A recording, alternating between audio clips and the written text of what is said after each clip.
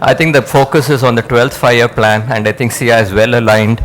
I think demand should drive the growth, and in that I think we have to look at the supply side bottlenecks. I think that has been addressed in some areas of, for example, energy and fuel and so on. And I think private investments would happen. As we said earlier, the devil is going to be in the details. So I think there is a positive sign in many areas of PPP, whether it is on education, whether it's on infrastructure. I think that has been done. And again, he's talked about welfare. I think malnutrition, children and women's health has been talked about here. And I think the government of India has talked and addressed the black money and corruption issues. I think the white paper proposed on black money is very, very positive. And the various tax avoidance treaties, information treaties which we are gaining, yes, a lot more can be done, but I think we are going on the right track because Mr. Srinivasan is also privy to a lot of the high-level discussions, and this is something we are asked every time we meet, especially foreign delegations.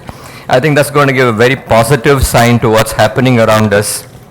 I think it is a concern that we will not hit the targets of $300 billion in exports.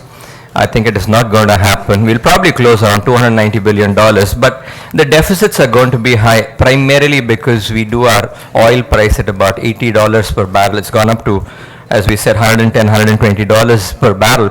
And you're looking at a deficit in external trade of something like 160 billion or so. It's going to be a challenge, but I think we've done quite well. We're still maintaining our reserves at about close to $300 billion. And FDI, I'm told, we're around $27 billion in this year, higher than even last year.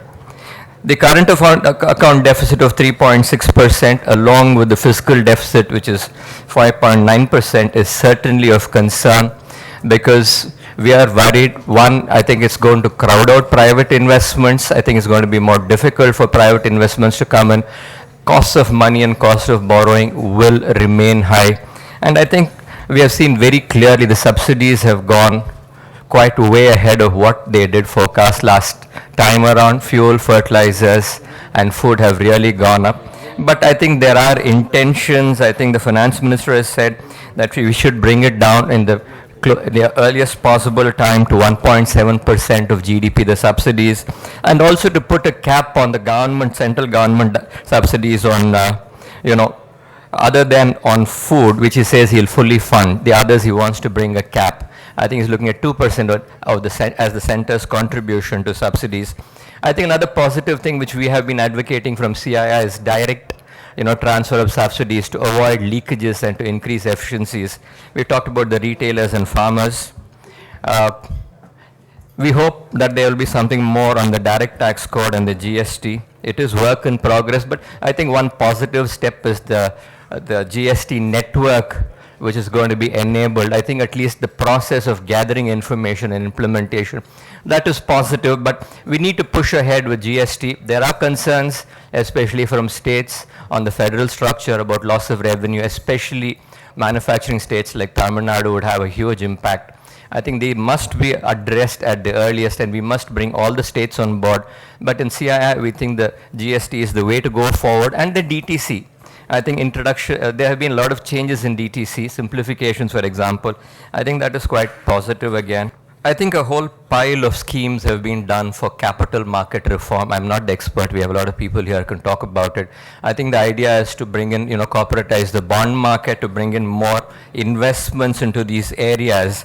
And I think a positive step again is recapitalizing the banks, 15,500 crores, looking at how you do it, and inclusive growth. You're looking at inclusive banking, rural banking setups to be strengthened, especially in the northeast and in the tribal areas.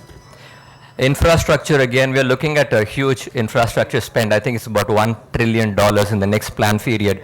The point here is 50% is they expect the private sector to come in. The infrastructure bond, the infrastructure debt funds are quite positive. I think 60,000 crores in infrastructure is going to be in the form of bonds to raise the funds. And PPPs which are going to be done. I think that's positive. I think a viability gap funding for agri-related is something to look forward to.